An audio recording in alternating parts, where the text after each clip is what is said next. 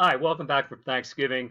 And as everyone, as we know, being thankful if you had the opportunity to be with family and friends. Just a great break to get away, had some good food. And talking about eating at Thanksgiving, we sometimes have a situation that may occur, which is choking. And that's what we're going to look at today.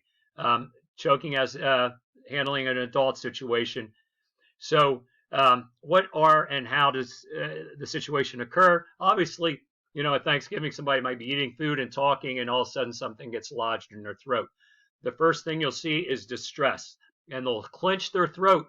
And if you don't hear anything like wheezing or coughing, that's a concern. Okay. Um, they can't talk. So when you see that distress signal and you do not see any or hear coughing. If you do, good. Tell them to continue to cough and it should get dislodged. So what are we going to do when we see that distress signal and how are we going to handle it? What happens if you're alone? Well, we use the back of a chair to give that abdominal thrust, okay, that Heimlich maneuver. So let's look. Um, it is controversial, though, that some people or some agencies don't perform back blows. We're going to learn back blows, 5 back blows, 5 abdominal thrusts. So let me minimize myself. We'll get ready to start. And we're going to choking. Choking is a common breathing emergency, and it occurs when a person's airway is blocked. If the person is unable to cough, speak, or breathe, you'll perform 5 back blows followed by 5 abdominal thrusts. Doing these two actions in a cycle will help dislodge whatever food or object may be blocking the airway. Your body position is very important for effective back blows. Stand to the side of the choking individual with your feet about shoulder width apart. Turn your body towards the person and place one arm across their chest, like this. Bend the person at the waist and use the heel of the hand in the center of the upper back, right between the shoulder blades. For abdominal thrusts, stand behind the choking individual. Make a fist with one hand, with the thumb facing in towards the person's stomach, and place the fist against the person's torso, just above the navel. Grasp your fist with your other hand and bring it in and up in a swift movement into the person's abdomen. If you are unable to reach around the person's abdomen or the person is pregnant, give chest thrusts instead. Give chest thrusts in the same place you would for CPR, in the center of the chest on the lower half of the breastbone. Continue this cycle of 5 back blows and 5 abdominal or chest thrusts until the object is forced out, the person is able to cough forcefully, talk, or breathe, or the person becomes unresponsive.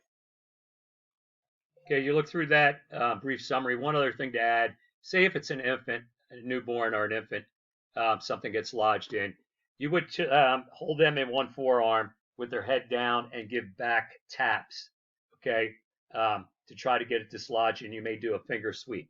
Notice that we didn't talk about finger sweeps in here, kind of old-fashioned a little bit, but if you can see the object, obviously, but you don't want to put your finger in the mouth, therefore, to push it down further. So that being said, we do not recommend finger sweeps or probes at this point in time. So let's go to the practice. Get myself out of the picture. Here we go. Start the mission. It looks like Melanie needs your help. Time to step in and take action. Before you help her, however, you need to make sure the scene is safe. Always check call care. There doesn't seem to be anything dangerous on this side of the room. This side of the room doesn't appear to have any hazards. Good work. You've checked the entire scene for hazards and determined it is safe. While checking, you didn't notice any severe life-threatening bleeding. When providing care for a choking individual, you need to make sure the person's airway is really blocked and no air can pass through. If the person can cough or breathe, encourage them to continue coughing forcefully. If the person cannot breathe, cough, talk, or make sound, like Melanie here, send someone to call 911 and bring an AED and first aid kit, obtain consent, and then begin providing care right away. Okay, so let's check. Okay, we're going to talk to Melanie. Okay, we're going to obtain consent. That's correct. Before you help Melanie, you should obtain her consent to help. Now, what should you say to obtain consent? Okay, so we're going to be, hey, I'm a student at Thaddeus Stevens College. I have a basic first aid course. I feel pretty confident that I can help you with this situation. Are you choked? Can I help? Nice work. In a choking emergency, obtaining consent might sound something like this. It looks like you're choking and can't breathe. I'm trained to respond in breathing emergencies, so I'm going to do a series of back blows and abdominal thrusts to help you. Is that okay? Now that you've obtained consent, begin providing care right away. Okay, we're going to start with back blows. Before you help Melanie, someone should contact 911. Let's go. And since we have another person in the scene, we can have Claire go call 911. Okay, I'll be right back. Good work. During a choking emergency, it's a good idea to send someone to call 911 and get an AED. This way, you can use the AED right away if the person becomes unresponsive. Since she can't breathe, speak, or cough, Melanie will need back blows and abdominal thrusts. Select Melanie to obtain consent, and then begin providing care right away.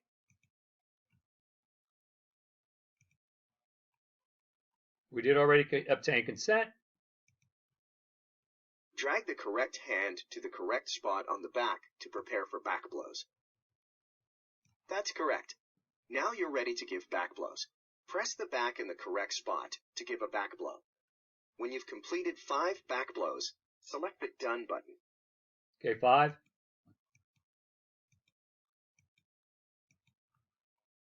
Nice work. Next, move on to abdominal thrusts.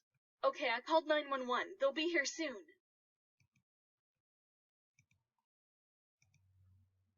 Drag the correct fist to the abdomen. Okay, the Then thumb cover facing. the fist with the correct hand. Okay, right above the navel. And then we're going to cover it. The thumb's facing in. That's right. Now you're ready to give abdominal thrusts. Press the abdomen in the correct spot to give abdominal thrusts. When 5. you've completed 5 abdominal thrusts, select the Done button.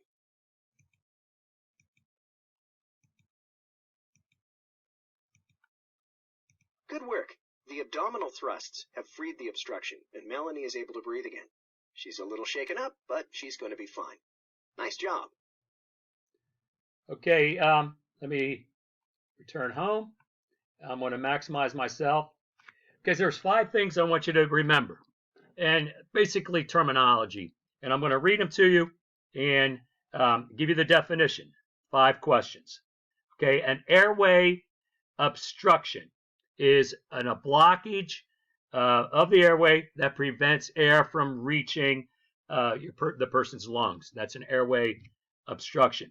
Respiratory arrest. Now, there's a difference between arrest and distress, but respiratory arrest is a condition in which breathing stops. Okay, that's arrest. Respiratory distress, okay, is a condition in which breathing becomes difficult.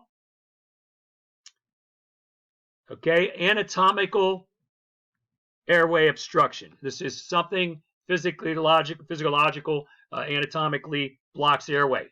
Tongue, back of the throat blocks it. Swollen airway here, throat area, mouth, it might be something obstructing it. So again, that is blockage by the tongue or swollen tissue. Cyanosis or cyanotic. That is a bluish discoloration of the mouth area or the fingertips. You see them in the fingernails at the fingertips. That is why the person's not getting oxygen into their lungs. They're getting cyanotic. They're getting a bluish tint color. So they're the 5 things I want you to remember. Airway obstruction, respiratory arrest, anatomical airway obstruction, respiratory distress, and cyanotic. Let me go back and minimize myself. Okay, we're going to watch now a little bit about AED again and CPR, and then I'm going to talk to you at the end of the video, and here we go. Let's look at, again, very important that we emphasize how to use this, save a person's life. Using an automated external defibrillator, commonly referred to as an AED, in combination with CPR, may be more effective than CPR alone. An AED helps the heart re-establish an effective rhythm and works alongside CPR to provide the best possible care. Best of all, AEDs are simple to use. You just have to turn it on and follow the prompts. In situations with multiple trained responders, one can continue CPR while the other applies the AED. Many AED kits come with adult and child-sized pads, gloves, a breathing barrier, a dry cloth, scissors, and even a razor, which should be used if the person has excessive chest hair. First, the AED will prompt you to expose the person's chest. Next, the AED will prompt you to attach the pads as shown on the pads. From there, the AED will analyze the person's heart rhythm and determine if a shock is advised. No one should be touching the person while the AED is analyzing or delivering a shock. It's Very your important. job to tell everyone to stand You clear. have to start over. It may sound like a lot, but remember, the AED is going to tell you exactly what to do and when to do it. With multiple trained rescuers, you can continue CPR while the AED is being applied, but it's important to stop during analysis. After the machine analyzes, it will say either shock advised or no shock advised. This is the time for the second responder to get into position for chest compressions. Continue providing care until the person shows obvious signs of life, you have performed 5 sets of CPR, and another trained responder is available to switch, or EMS personnel take over. You are too exhausted to continue, or the scene becomes unsafe. Okay, so remember the 5 sets of CPR? I mean, it can get tiring. If you have another person with you, that is great. You can alternate. And that AED prompts you on what to do. So again, when we think about that CPR, with those 30 compressions and then 2 breaths, rescue breaths when we tilt the head, get in position. If you have a barrier, again, with the mouth, that would be great. If not, again, I had mentioned if there is no blood or no sign of any, obstruction in the mouth area, mouth to mouth is fine. It's been very rare that anything has been transmitted via mouth to mouth. But again, a barrier does help. When you get those 2 rescue breaths, we go back again to those 30 compressions, and you want to think about 120 per minute. So it is pretty fast. You think about the Bee Gees staying alive. That, beat. You get that done 1001 and 2 and 3 and 4 and 5, that type of sequence. After those 5, you go back to the AED. It'll tell you what to do. Bang. So again, I want to emphasize a little bit more about that AED so you feel comfortable using it. There is one down in the gymnasium. It's good to know in the building if the building has one. But that being said, to save a life, CPR and AED. I wish you all the best. Be a 5-question quiz. I think you know the 5 questions and the 5 answers. So have a great week. Signing off. Take care.